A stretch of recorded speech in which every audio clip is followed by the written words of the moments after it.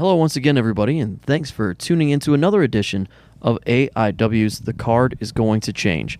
Before we get into this week's episode, of course, we want to say thanks to our sponsors that help us bring the show to you for free each and every week, no matter which platform you choose to listen.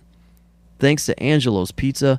Angelo's Pizza's there at our live events. If you've loved the pepperoni or the cheese pizza and you want to explore some more pizza options because it is award-winning, or some of the other fine Italian dishes that they have at Angelo's, check them out on Madison Avenue in Lakewood, Ohio.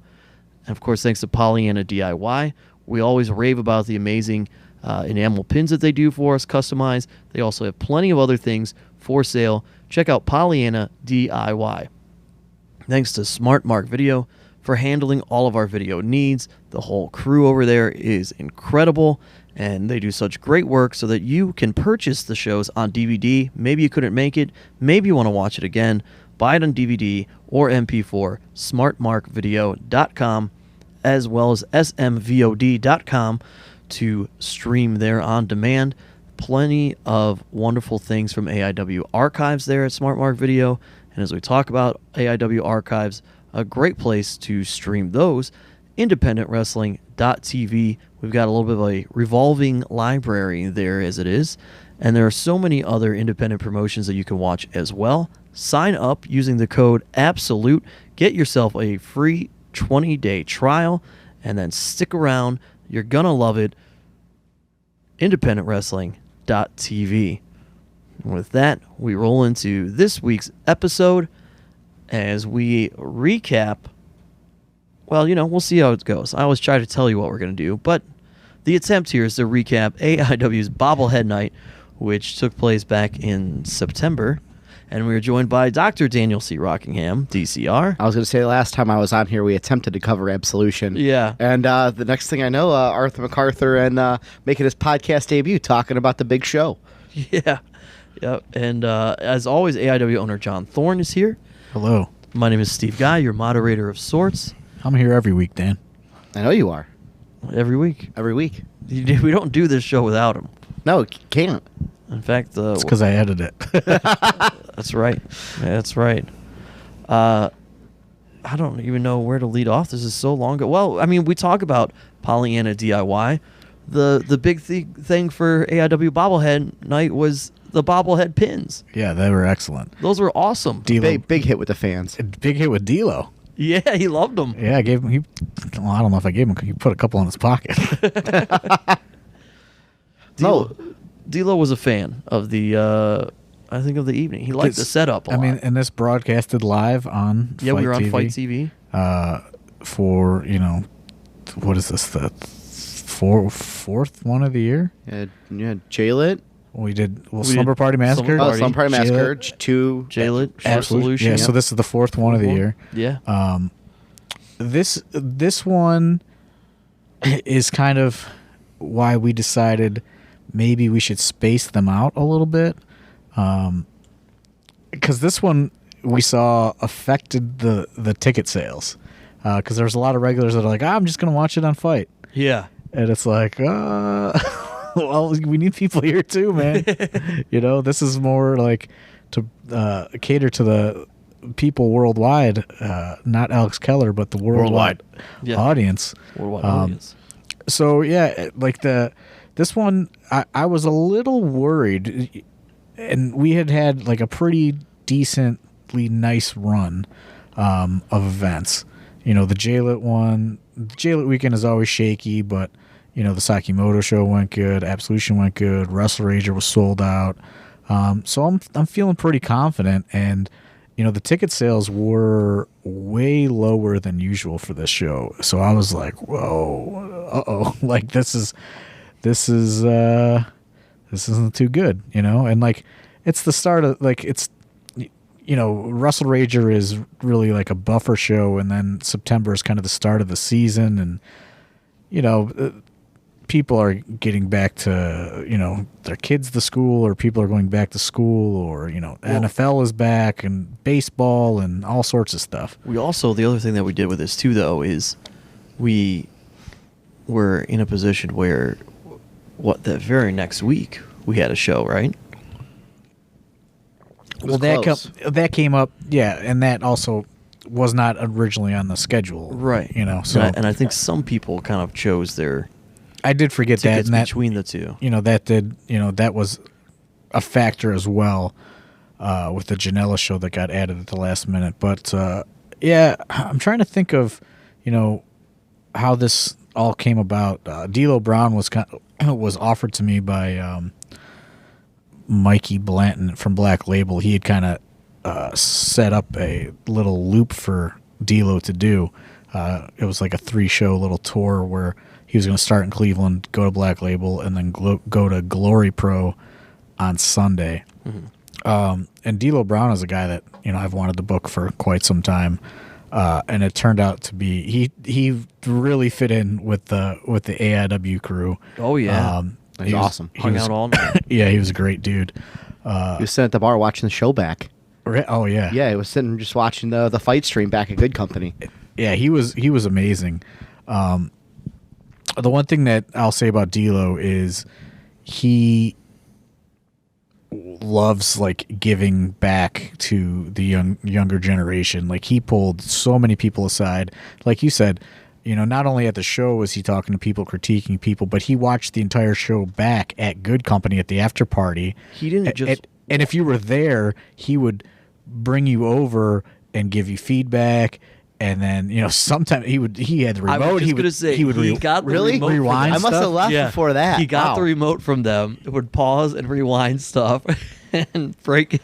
It was a whole film session with D'Lo Brown. Yeah, it was like high school football or something. That was like awesome. He was studying film, and yeah, he was great. Great to deal with. I had to. Dan actually went to go pick him up. He landed super late, and they lost his bags. Oh, that's and right. that was I get to the airport and I'm waiting, and it was at the time where basically it was like late enough where a lot of the employees weren't ushering you out of the way, but it was busy enough where they kind of at least had to attempt to pay attention to who parked for a long time. Yeah. And at one point, I just went, I'm looking for just a giant man who has been, I'm guessing, inside for a long time at this point. Am I allowed to go in? And the cop is like, I'll pull over at the end, and, we'll see. And I go to get out of my car, and I hear, Dan. And I turn, and there's Thorne sitting there at the airport. I'm like, I already said I was getting him. It's like, no, I'm getting Britt. Yeah, we had multiple people landing on red eyes, which is very unusual, for flights to land that late in the Cleveland. But both were arriving after midnight. Yeah, I think D'Lo landed at 12:45 or 1. Yeah, and Britt's flight was at 1:30. Yeah, so we were both there, and I went and got D'Lo, got him in the car, and the first thing he asked was, all right, where can I get some food right now? So he hadn't eaten all day, so we went and explored a little bit, tried to find something that he wanted, and got him to the hotel, and he was ready for the next day. I was trying to remember who I got that day, and then I looked at the lineup there. I think this is your day with Fonzie. No, Fonzie and I. Oh no, Fonzie wasn't on this one. No, yeah, I spent the day with Erick Stevens and Tom Lawlor. Oh yeah. I forget this was the one that Fonzie couldn't do because he had a previous convention commitment. Didn't he try to get out of it too, and you told him not to? He did. He did. He was like, well, I can get out of it, Daddy. You gave me a full-time contract. And I was like, no, I mean, make your money, man. You have these commitments, we didn't know how this was going to unfold. Yeah. Erick was a very early flight, and I think Tom was an hour later or something. So Erick and I went. I had to get gas, did that. We checked to see if they could get in the hotel earlier. She said, no problem. And then went back. We grabbed Tom Lawlor, and then we ended up, I think, sitting at Bob Evans for freaking 2 hours just down on the farm shooting the shit. I love a good Bob Evans trip. Did you get chicken and noodle soup in honor of Thorne? No, I did not. I'm trying to think if I even went to Bob Evans. I think I might be wrong. Actually, I think we went to Cracker Barrel. Oh. Because Tom Lawlor was still, he was thinking about the time we went to Cracker Barrel with MJF. We said, oh yeah, let's go back there. Yeah, I'm trying to think of, so my day, I was planning to podcast with Britt the next day. Right. And she kept getting She's like a Wall Street Journal interview or something. Yeah, she kept getting having to do AEW media calls. It was like all day, right? For like do interviews with different media outlets. So that just ends up not working out. And I just went to the venue early. I'm trying to think if there was like any real issues on this day. I think it was rather smooth, other than the the ticket sales, which had us a little worried, and everything else I think was pretty smooth. I now I don't remember, as we get into it, maybe something will pop up, but yeah, I'm looking. I think off the top of my head, I know no travel issues or anything like that I can remember. The only even when setup went good, there was no issues or anything like that. We had Philly Collins. We even got the chairs in the night before. Yeah, that was the thing. We even got the chairs in early, so we actually got everything set up so that in the morning all they had to do was literally just put the chairs in place, and that was it. Yeah, yeah. It was like, honestly, for like this podcast, all the craziness that unfolds. This was a rather smooth day. Yeah, from what I remember. So this was Britt's AIW swan song. Yeah, this is her farewell show. And the only thing I can think of is that, there are many iterations of this match, because it was Britt and Mercedes Martinez making her AIW debut. Yeah, I'd reached out to all sorts of different people that were just not available. I kind of was like, Britt, who do you want? And it was just like, she gave me a list of names, and it was just like, people weren't available, and we finally, circled to Mercedes Martinez, who I had tried to book a few times in recent memory, and she ended up being available, and this ended up being her AIW debut, which is kind of crazy, for such a veteran to, it took her that long. But she was great to work with. She's somebody so nice. It's so easy to work with. Yeah, she's somebody that I would love to bring back too, because the match was very good. Yeah, she's incredible. We sit here and talk about Alex Shelley being such a hot free agent. I mean, yeah, her as well. Mercedes Martinez. I watched that match. I think back to that match and just talking to her and having to deal with her from a professional standpoint. I just think, why wouldn't you want to she's sign great. yourself up in the locker room and everything? Martinez. Yeah, we can't sing her praises enough. You get people in all the time. You don't know how it's going to go, and sometimes it was great. They're fine, but she was great. It was great, and I guess we'll just jump into the day. Yeah, nothing crazy. I guess we could just get into the show. Yeah, we get into the show. D'Lo Brown, he did a meet and greet. He was, awesome. Yeah. Those pins sold out. Yeah. So, I mean. And did we get some to the front row people? Right? Didn't we try to do a giveaway? That was like a special, because we had this is the first show that we had figured out how to tier the seating at the Odeon. Yes. So, the front rows got they got a little incentive for being, for the extra kind of last minute increase in price that they weren't usually used to. So they each got a D'Lo Brown bobblehead pin for bobblehead night, and then the remainder of the pins sold out. So I don't even know if Pollyanna DIY still has those available, but if they do, those are the last ones. We actually led off the night with a dark match that was not seen on Fight TV. Yes.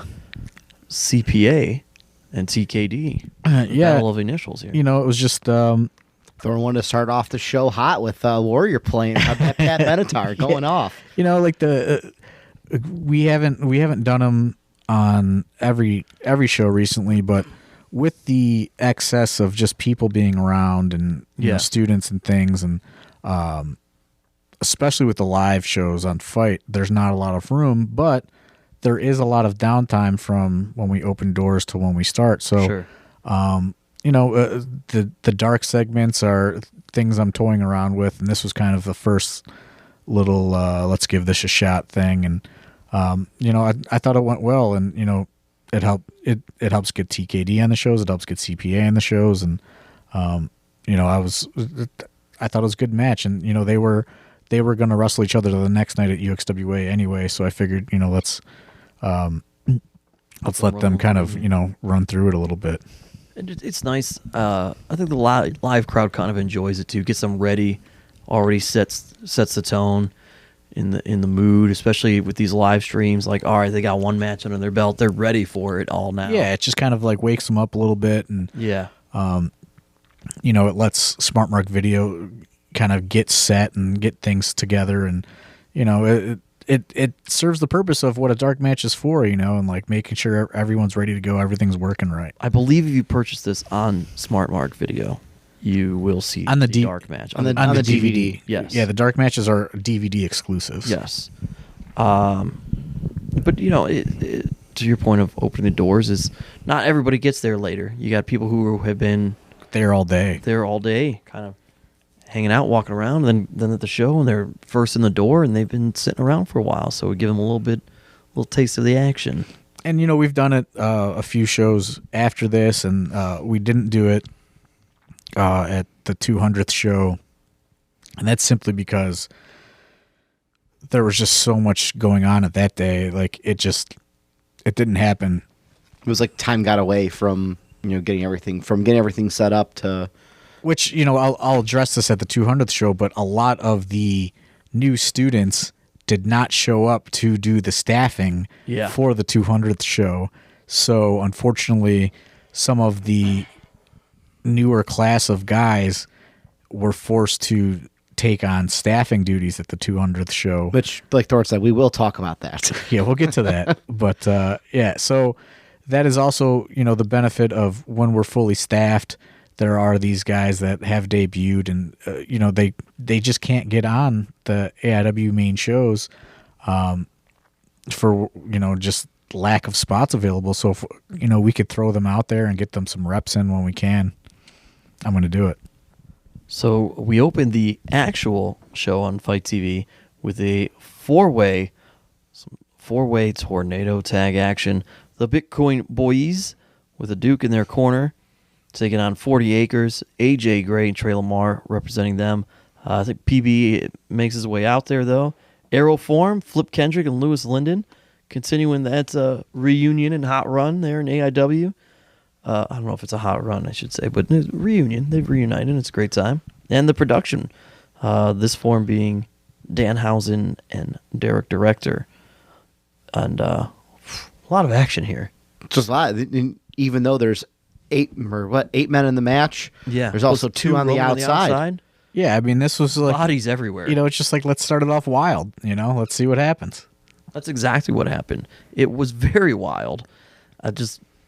You're like watching. You got to keep your head on a swivel. It's like like the patented AIW 6-man scramble, but like just add two more people in plus managers, and there was people just flying everywhere. It was a way to start off the show live on the stream. People want to know why I'm broke. Just take a look at how many people I had to pay right there. Yeah, but hey, we're having fun. That's enough people for one card. We're having fun. We're making memories, making movies. We're having fun. You know, it's like who do you cut? You know, like I just like everybody. You know, and it's like here's a good example of now. You know, Danhausen is hidden in this melee. You know, right? Yeah. And Danhausen has been around for almost 2 years at this point, right? Yeah, close.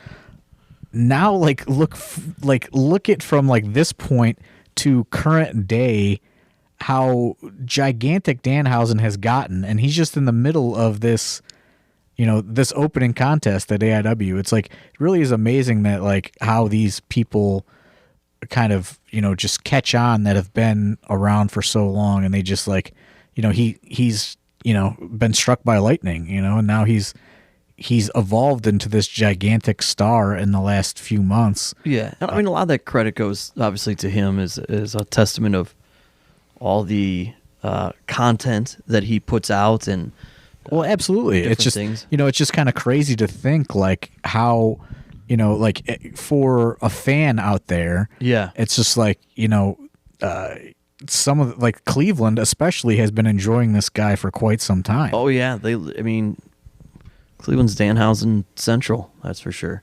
It was like almost like the rebirth of the Danhausen character, like Thorne said with the whole face paint thing. He wasn't a fan. Danhausen came in, and he's just one of those guys that just it fits, it works for him. Yeah. It's it's Clevelandhausen, I guess. Yeah, I don't. Ground zero for the Hausen movement. Absolutely. Yeah. And like so many masks. I'm gonna see if I can podcast with him one of these days to really just get into his head a little bit, because there was a time where Danhausen was all but ready to give up on the wrestling thing. Yeah. And it's kind of amazing, how things have changed for him. It's such a, if you really look at it, it's such a like controlled small amount of time. I forgot that I did this comedy show on Halloween, and everybody was encouraged to like dress up or whatever. There was a contest, and somebody wore a Danhausen mask. What? Yep, a Halloween comedy show. I'm like standing on stage, and I'm saying like, "All right, what's everybody for Halloween?" I'm like, "What are you back there? This is what's this mask you have? A clown?" And then I look, is that a Danhausen mask? Yeah, he's breaking barriers down. Yeah, it's showing up, man. The next one we go into, keeping things rolling hot.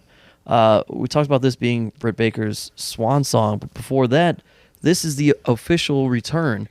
Alex Shelley takes on Dominic Garrini in the second official match of the night. I forgot this is Alex Shelley's first match back. This is his first match back. Yeah, wow. I was thinking like this. There was something crazy on this show. This is Alex Shelley's first match back. This is what I was thinking. Like, this is, this was the crazy thing. I know I've probably talked about it on the podcast before, but one day I just looked at those AIW DMs, and lo and behold, there was Alex Shelley, and we went back and forth, and we worked out a deal, and it's Alex Shelley is he is a premium price talent. However, how many companies are going to put him on their full-time roster at this independent level, right? And and not put him up against just quote unquote dream match guys, but put him with most like homegrown talent or and guys. It's just like I looked at it and I was just like, this is an investment in everybody in the locker room to have this guy there. Oh, and yeah. He's gotten to work with so many different people so far, it's just been I was extremely happy with this match. And if you book Alex Shelley, he does like to go on a little early. So whenever Alex Shelley's on the card, expect it on the first half. Part of his contract negotiations for the most part. But from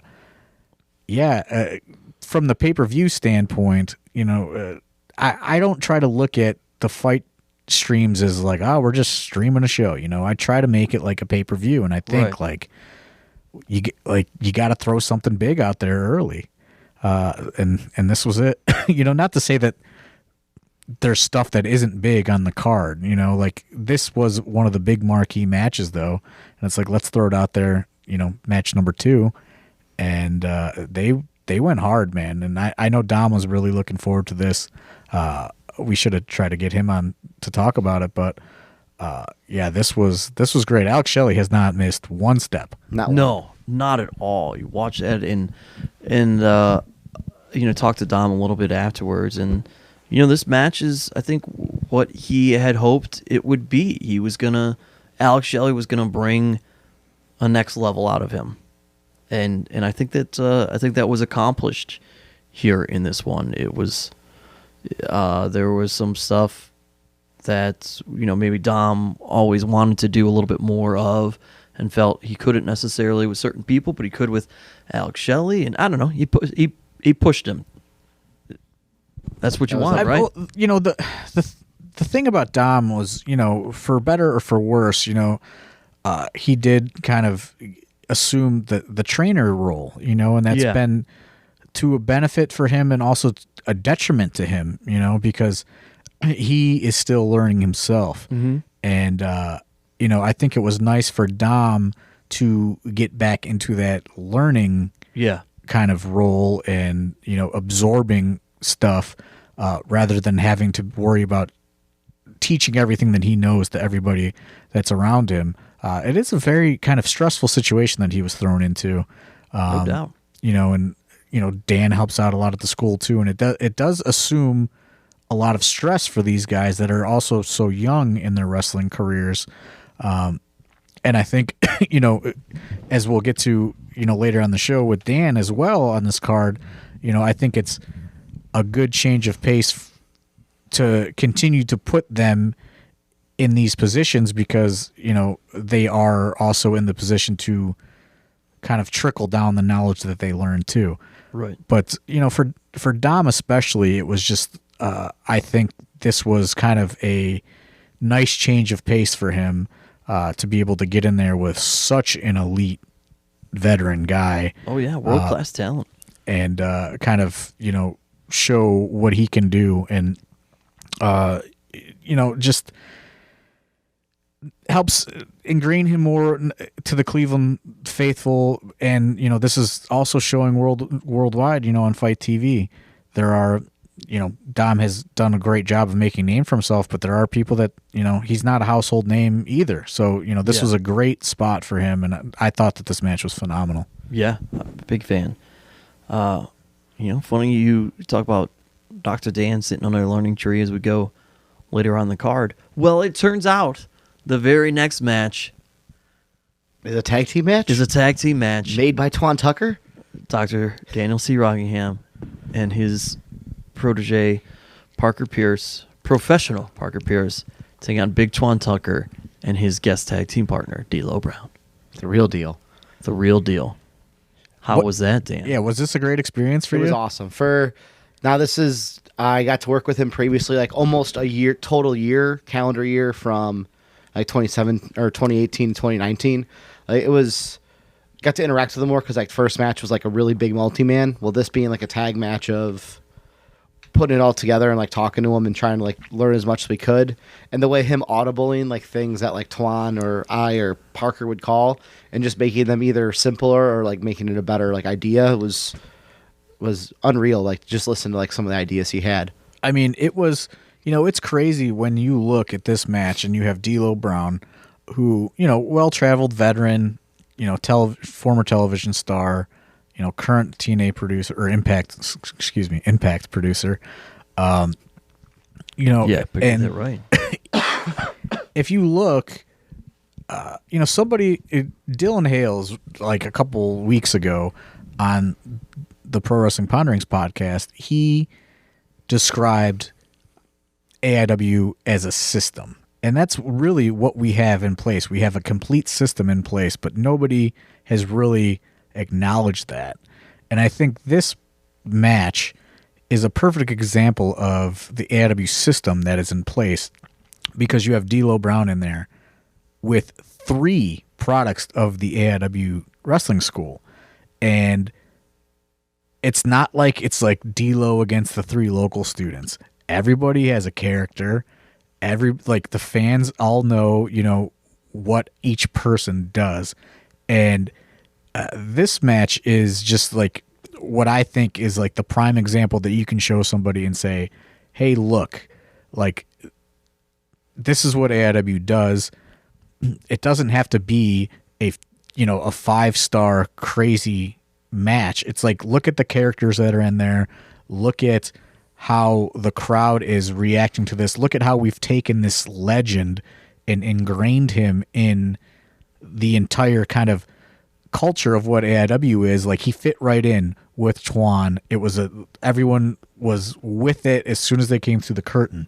It was like, that was cool because it was like it wasn't like you said, it's not a 5-star like match like we've covered on this podcast. Like as much as I want to do some of that stuff, like the moments that we created in that match of like I told Parker and Twan when they were calling, like not like telling, but like looking at like every promotion as like a movie or a comic book of like, I told them, I'm like, think of where you are in your story. So when you guys like put your stuff together, think of like where Parker Pierce and Twan and Dr. Dan are. And then let's figure out what D'Lo wants to do. And like, let's all put the stuff together so that the story of what we're doing is a cool moment, and that's why it was like all the stuff like Parker does leg drop, so when he like made fun of D'Lo, and like it all like the moments of the match really built up to the end with me getting eliminated, like Twan giving me the power bomb to the guardrail, and then D'Lo and Twan double teaming Parker, and Twan getting revenge on his former partner, kind of a deal. Was a cool like Thorne said, it's a moment. It doesn't have to be a crazy match, but they're gonna remember Twan and D'Lo at the end. Yeah, and like it was just I really hate to sound like the old guy that's like talking about telling stories in the ring and stuff, but this is a perfect example of like a great story that the crowd was behind and everyone was with it. And then D'Lo Brown busts out a second rope moonsault, which I lost my mind for. When he mentioned that he was going to, like, all right, I'm going to do this, put a foot up, I'm going to go down, I'm going to do a moonsault and miss, and I go, one more time? He's like, oh, yeah, I'm going to hit the moonsault, you roll in. Like, you're gonna miss a fuck, okay, all right. Yeah. He's going hard. This is also the benefit. Awesome. This is also the benefit of having the person the first stop on the tour. Like rather than the last. That's true. You always want the guy on night one. Like when they're coming and doing the tour. But I was extremely happy with this. I thought it worked great. I thought every single person then, even after the match, got to get so much great just information and feedback from D'Lo. A lot of that's not for public consumption, but this was a great just example of like when you come to the AW school and you finally make it to getting in these positions, and like it was just, this is like my template for what we're trying to do with the school and the evolution of the roster. He did say, I'm sitting here and it's just, I'm wrecking my brain. He had a specific description, like a one-word adjective of Twan. Very complimentary. And I can't remember what it is. I don't remember. It was something along the lines of sincere, but it was beyond that. And for life of me, I don't remember. But and as soon as D'Lo was done and he talked to everybody, I said, D'Lo, you want a drink? And then that's when D'Lo and I became fast friends. And everyone was just hanging with D'Lo for the rest of the night. Because there's only one disappointing part of the whole experience. What's that? Me and Parker's matching gear got caught at the border that morning. Oh. Because I get my gear from Canada, got stuck in customs. We didn't get it. This was not the day Monday you were afternoon, matching gear. it rolled in. I tell you what, Dr. Dan, we could talk about it on a later show, but AIW 200, I was standing in the ring with whoever your referee is, and you guys come out, and I just looked and I said, I love that they have this matching gear. Parker Pierce is he has rededicated himself. I mean, much like the Duke helps with his managerial tactics, Parker Pierce is looking like $1 million with this new Dr. Dan. Dr. Dan has had several failed attempts at tag partners and stablemates throughout his short, illustrious career. I think you've found one that sticks, man. You guys look good. I've finally got one to get matching gear with me. It only took this long. But God, I'm super happy. What did you about think? it. Ethan Page was going to get matching gear? We did. With Dr. Dan? The last time we tagged together, we had matching gear. Huh. It goes, but like that's another story point. He was a reluctant partner of mine until finally that tag team title match we had. We were finally on the same page, and that Page, get it? Then he had prior commitments for all these other shows, and hopefully we'll see him back in 2020. Genuine, I believe, was the word Genuine, that D'Lo yes. used about Twan. Everything he said, everything he does, just comes off so genuine, and I couldn't agree more. It's great. But so from that, we roll into a four-way. Man, this action just keeps coming fast and furious. To the point, every match has a purpose. You guys were the fun match, but there was plenty of great action in it. Then we go into Erick Stevens versus Lee Moriarty versus Wheeler Yuta versus Zach Thomas. And buckle up on that one, folks. I think Thorne said it best when they did the tryout, and it was like, gotta punch your ticket and take the ride. Yeah. And look what Lee's done since February or January. February, yeah. It's just look. He's in a match with Erick Stevens. Like, just add that to the list of other people he's already wrestled in the past. Yeah, and Erick Stevens, just continuing to be a part of AIW. I don't know. It's just I almost get so frustrated that he is so adamant that he's done. I agree. Because maybe now somebody can talk him out of it. Here he is in a 4-way, and you're like, Erick Stevens in a 4-way, but yeah, it's awesome. It's awesome. Like, it's he isn't wasted. Nobody's talent is wasted in this match. It's fantastic, and it also kind of gives all three of these guys an opportunity to sit under Erick Stevens learning tree, and because his knowledge is so incredible. Yeah, and that's that's another thing. It's like you gotta, as much as there's a lot of great wrestling out there. Like some of these guys need, once they work with the people that know, it just helps them eventually down the line. And this is another example of that. You have kind of 3 young hotshot guys, and Erick Stevens, he has a lot to prove too. Don't get me wrong. He's working at a very elite level right now, and I think they just all brought the best out in each other. They did, and like Wheeler also popping up all over the place. Like, wasn't he fresh off his tour? Yeah, this was his first. Second, he came back at Absolution. Oh, that's right. We did. Yeah, we did talk about that. Yep, third, because he was on Wrestle Rager too. So this is his third shot time back. flies. You're right, but right back into the fold. So now it's like he was gone for 3 months. I think we missed him for, and now it's like, oh, here he goes back to AIW regular again, and seamless transition. Yeah, fresh off his getting chopped by Walter and then getting chopped by Erick Stevens. Just a couple months apart. That's not a like back-to-back kind of thing. Or even if it wasn't back-to-back, I wouldn't want it that closely together. You say that out loud and like, that can't feel good. Not at all. Chest feels your lungs feel a little more heavy. Erick Stevens, man, like, obviously I sit right by ringside. Those chops, my God, you hear them, and you feel them. No, thank you. For all you people who still are ridiculous, Steve Guy, deathmatch. You know what? I think I made an okay decision not being in the ring, folks. So leave us alone. Steve took a bump and went, yeah, no, I'm good. No, I just, I don't need to feel the chops of Erick Stevens. Not that that's who I would ever be in a ring with, but I'm just... Yeah, you're going to be in the ring with Thorne. He was going to get you. He's going to be my tag. He was going to give you a Pod Van Dam smack across the face. Thorne was supposed to be my tag. Allegedly. Alleged Pod Van Dam smack. Allegedly. Thorne was supposed to be on my team. Was that plan? Anyway, so then we roll into match that we'd spoken about previously. Britt Baker, this is her swan song, taking on Mercedes Martinez. And as we alluded to, this is a good one. Mercedes Martinez is just... Man, she's so fun to watch. Consummate professional. Yeah, she's so good. And, I know I kind of gave Britt, kind of dealer's choice, so to speak, on, what do you want? Who do you want to wrestle? But, going back to kind of the theme of this show is...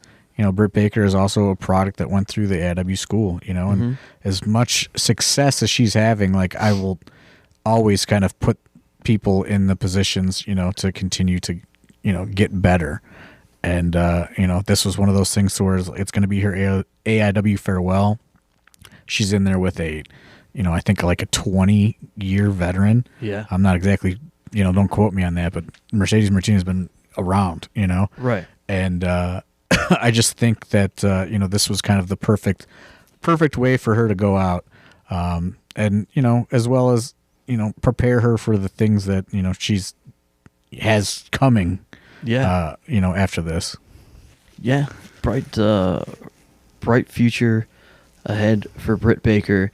We're super happy for her, and but this this is a great way to have closed the chapter on AIW.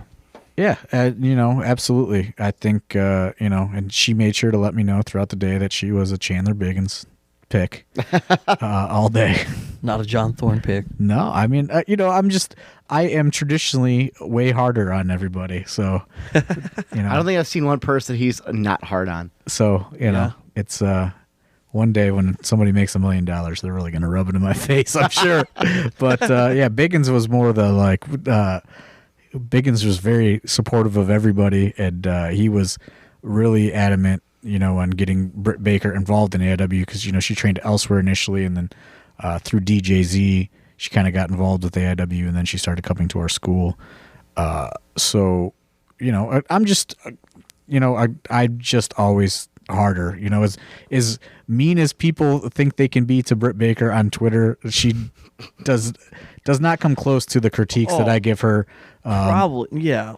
Not only that I give her, but that I give everybody, because I just think that people need the proper criticism, and I don't necessarily think that it's something that people get that often in this day and age. But I was very happy with this match, and Britt, made sure to continuously remind me throughout the day that she was a Chandler Biggins draft pick.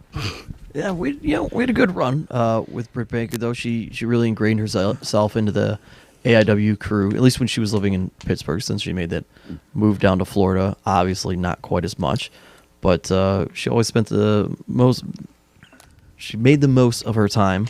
Yeah, she was, she's definitely one of the, it's like you hear that term, like one of the boys, but she was definitely one of the boys, and she was definitely one of the boys amongst the AIW crew, especially, the people that she trained with every week. She's definitely just one of the crew, and, it was good to kind of have, for everybody to have like one final, like, farewell. And it's like, especially the people that trained with her, it's like that's the first person that has like made it out of the school to, other than like Johnny and Candace, right, of course, but that's like the first person that has like made it to like the next like quote unquote level to superstardom. She's on television, she's signed a big contract. She's also a dentist. But yeah, nobody at the wrestling school cares about that, but like so it was cool for her to kind of be amongst those people again. And just like a little like fast forward is, I am like known for, I get an allowance for the after party. I buy a lot of people drinks, and I had a tab, and when I got my tab, Britt took it and she paid the entire tab. And I said, no, like I've been buying people drinks all night. She said, nope, this is kind of my thank you. And she paid the entire tab, which was a lot. It was a lot of money because I had been buying drinks for a lot of people. So, that's just kind of a nice thank you. I didn't want that to go overlooked. Yeah, she was. It's weird now to, not like weird, but it's like kind of surreal to look. And like not too long ago, we were on West 25th in Detroit in a shady motorcycle garage, training, getting, Fago and, other stuff thrown at us. And she was one of them that were in the trenches with us. Like, yeah, in the school that had like a leaky roof and no heat, no air conditioning. Yeah. I mean, it is kind of crazy to think, she was driving up, twice a week, 2 hours each way to train in this building with no heat. Sometimes had ice on the ring. A chain wrestling day. Yeah. So, it's crazy. I wish her all the best. And, maybe Dr. Dan will be the next guy to sign that big contract. I hope. Let's hope. Maybe. Yeah. Maybe you guys could be doctors on television together. That's it. She did ask me if she could use my finish on TV. Did you give it to her? Absolutely not. What a dick. What a dick. I made it up. Oh, I'm just going to give that away. That's funny. Well, next one we go into is a match that the AIW faithful certainly had been looking forward to. Fans brought weapons for Nick Gage one-on-one with Wes Barkley. I don't think there's much to be said, but I think not my favorite part of the whole night, But by far one of like the best moments is when Josh comes through the crowd and gets Nick Gage with a Yes. I think with a Josh- kendo stick. Josh does and that, then make he his presence smacks the ring post with the kendo stick, and it just like it shatters and goes everywhere. Best, like one of my highlights of the night. Just a kendo stick shattering on a Just ring he post? hits it so hard against the ring post, it just goes everywhere. I've never seen a kendo stick shatter like that. Psychopath. Yeah. Kind of. Little Josh Bishop. Not Psychopath. Little Josh. He sucked Nick Gage's blood. Now he's out for revenge. Wes Barkley. What happened to his watch in this one? Oh, well, he doesn't have it anymore. That particular watch is in the crowd somewhere. Someone took it home. It's gone. It's gone. Yeah, I mean, this was great. This was another perfect, just story-driven matchup. And, people wanted to see Wes Barkley get it fucked up. Wes Barkley had, he had one pin on Nick Gage from way back before Absolution. Sakimoto takes Cleveland. Yep. And that wild 8-man tag. Yeah. Courtesy of with some assistance from Zach Thomas there, but Nick Just Gage, remember, a win's a win, no matter technicality. All right. What's Nick's promo? Was it leading up to this, or Wrestle Rager? He says, I "I've think seen that was into your that was Wrestle Rage. I've seen into your soul." It reads pussy or something. Yeah, best ever. Okay, but yeah, the fans got what they wanted, right? Well, Wes Barkley ass beating. We saw Wes Unfortunate for him, but fortunate for the crowd. Yeah. By chance, but what Give the people absolute what they brutal match. want. This is a match 100% that got the VOD or the DVD from Smart Mark and watch it because this is worth the price of admission. Oh yeah, absolutely. From there, we roll into the. Oh, and also, didn't Wes Barkley wear a neck brace for the entire rest of the weekend? I think he was. Even wrestled in the neck brace the next night. He was. I mean, that's what the paramedics put him in a neck brace. Yeah, he was neck braced. Yeah, he had Biggins' mom Dedicated to it. and Jeremy, they neck braced him up. I don't know. Yeah. They told him to just keep it on. He was walking around good company with that fucking neck brace on, though. Yeah, and I think still bleeding. He was. The blood was all over the neck brace. Yeah, it's gross. Well, get away from me, dude. Then we roll the tag team championship match. PME defending their tag team titles against 2 Infinity and Beyond. 2 Infinity and Beyond getting that. I don't know. Is that a rematch clause there, John Thorne? Or they just they get the opportunity? Why not? I mean, It's not really a clause, but these guys held it for so long. let's run it back. Let's do it again. Let's see if it was a fluke or not. That's 2 what it Infinity and was. Beyond. They thought it was a fluke. Turns out, maybe no. It was not. Yeah. And that was like you said, like moments and stuff. Now, like the shift of PME being the champions and 2 Infinity trying to like changing almost their strategy almost like in the match. Yeah. Like it's a cool thing to see. Like if you watch all their other matches, then you watch this one, it's almost like not roles reversed, but there's like a different wrinkle to the match. Yeah, they're a little bit more confident, and then it's sad that this is probably the last chapter for at least a while in this feud, and these guys just have such great chemistry. Yeah. 2 Infinity and Beyond's got to look back at the line now in a very deep AIW tag division. Very deep. And getting deeper by the minute. Yeah. Dr. D. Doctor.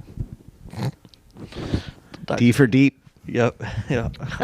I knew you were gonna say something stupid like that. For a guy with a degree from Yale, you're not very articulate. I'm as articulate as I need to be. People need to get their nights or their days or whenever they're listening to it, their Monday at 10 o'clock lives brightened. If I got to say something silly, I'll go ahead and do it. But you want to know what I want to know? People. Huh. I want to know what day of the week you manscape. What day of the week I manscape? Yeah. Because we got to get this ad in here somewhere. Thursday or Friday before a show, the night before. Well, there it is, I ladies and manscape. gentlemen. Yeah. Goes better in the tights. Better in the. I always manscape. Since before I started wrestling when I was playing rugby. I was always Manscaped before a show, and it's just all or Rugby show. before no, you know what I mean, before a game. And now I've transitioned into professional wrestling and using the Lawnmower 2.0. The Lawnmower 2.0 from Manscaped.com. That's right. You use the ball deodorant or the crop reviver? You have to. Yeah? Yeah. See? Promo code Absolute. Did you use that? Did you use fresh that? as me? Did you use Absolute, the promo Absolutely. code? Use I absolutely use promo code Get a little Absolute. discount there.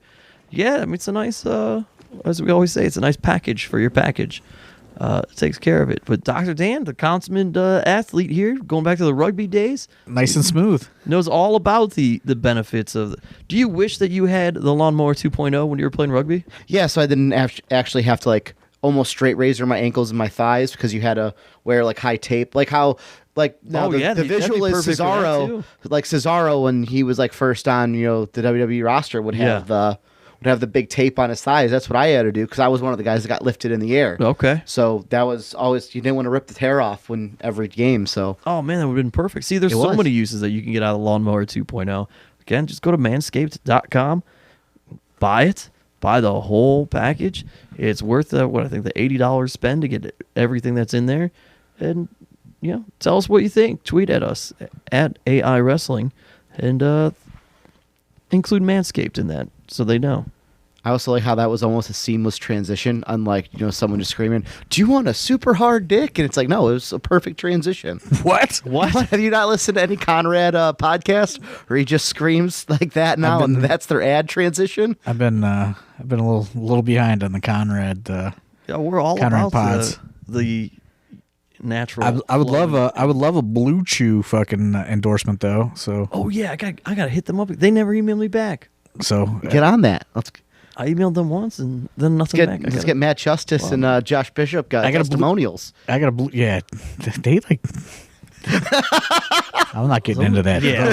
I'm not getting into that. Josh yelling real personal things at Good Company last Thursday, by the way. Yeah. Well, Surprise, surprise.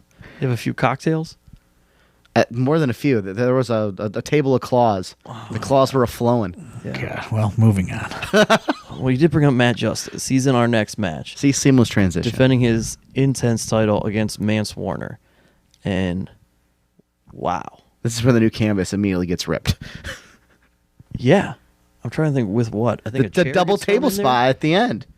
Oh, okay. I was thinking if it was a chair got thrown in there at all, because those chairs getting tossed in the ring are always good for ripping the new canvas. But folks, if you've ever seen a Mance Warner match, if you've ever seen a Matt Justice match, This is exactly what you would expect. yep, put Nothing those different. together.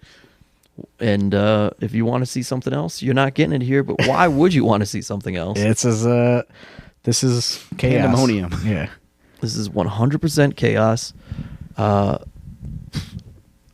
Matt Justice doesn't need Fonzie in his corner in this one, though. But Yeah, and Fonzie was missed. I will say that. He Fonzie was was missed by all in the locker room. yeah, he's a great time. Always a great time when Fonzie's around, Daddy. But chaos is a good word for this matchup. It's great. It's great. It's chaotic greatness. Now, and like this match has kind of gone around the loop a little bit in different promotions too, which is kind of crazy. Well, yeah. I mean, why wouldn't if you have these two guys in your promotion? Who will literally do anything to each other and themselves. Why wouldn't you put them together? Absolutely. I mean, it just makes sense, and it made sense on this night, and everybody got their money's worth. Go out of your way. You don't have to. We keep saying go out of your way to watch this match. Just buy the whole freaking thing on smartmarkvideo.com because A nice night in on a Thursday or Friday night. Maybe hang out, watch a little wrestling. yeah, there's Buy something it. for everybody. Buy on it up. this. Come on. Something for everybody on this. Buy one. it up. Grab it. You could still probably get unlimited replays on Fight and smvod.com if you're into the on-demand stuff like that. So check it out. So there was like a women's match on the show. Yep. A good story tag team match, a good four-way, an absolute chaotic Return of Alex Shelley. return of Alex Shelley. And then is the main event next? The main event is next. Which is just a hard-hitting The absolute slugfest. title. Yeah, KTB. This is versus just two big old Tom boys Lawlor. hooking them up. Oh, yeah. KTB, Tom Lawlor. A lot of big man stuff here.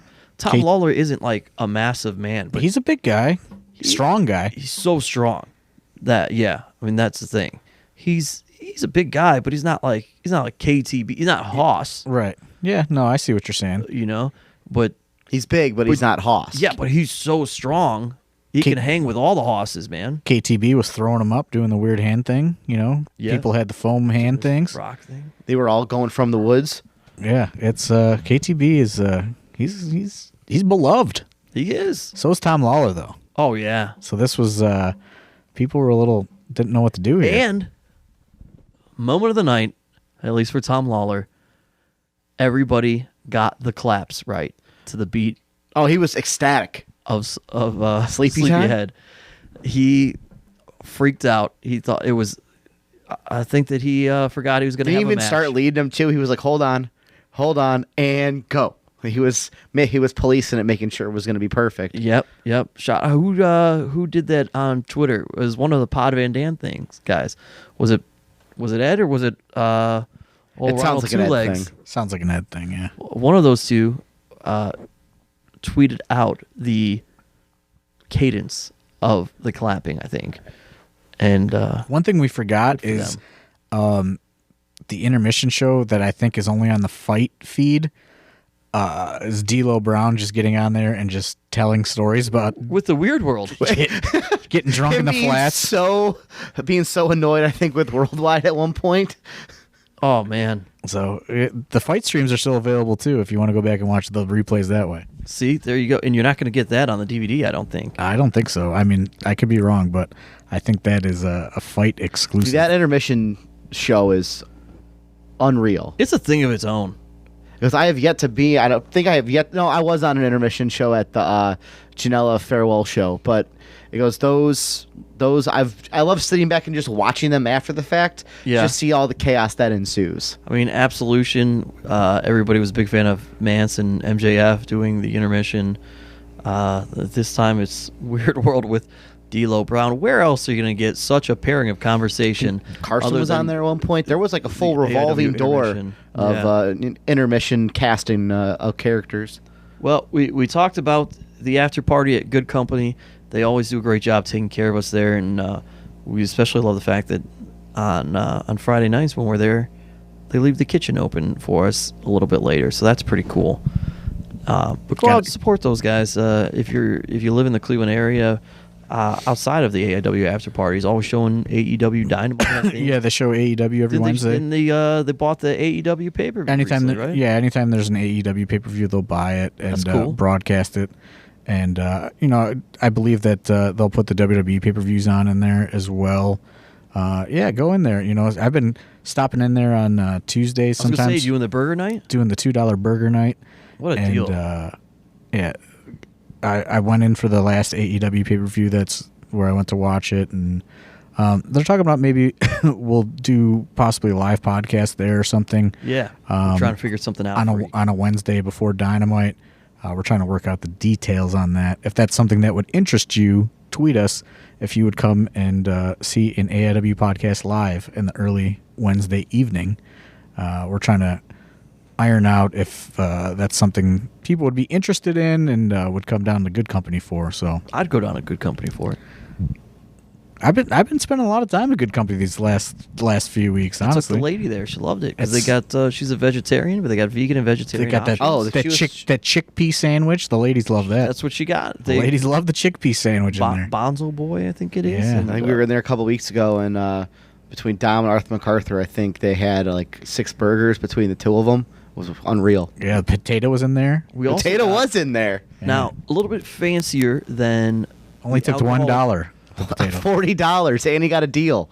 He only tipped $1 though. Well, on this night, Bobblehead night, it was Potato's birthday, and he was trying to get D'Lo Brown to buy him birthday shots because that's how it works. Yeah. He was but they have instead of alcoholic slushies, they have alcoholic milkshakes. Yeah. There. A little bit fancier, a little bit more expensive, but worth the price. But that's way more filling. But that's another that's another podcast topic. We're not going to get into food here. Yeah, I can't get into that. But yeah, Good Company was a good time. D'Lo hung out until after the bar closed, And Yeah.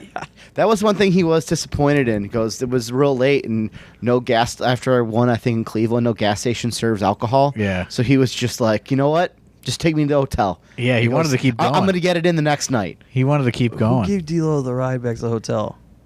I don't even remember. Man, Dustin Alberti, I think. I don't know. I got a story off air. Just forgot about. Just Yeah, D'Lo D'Lo was the ultimate brother though. Yeah. Hung out all night. Good night. The good company after parties are always a good time.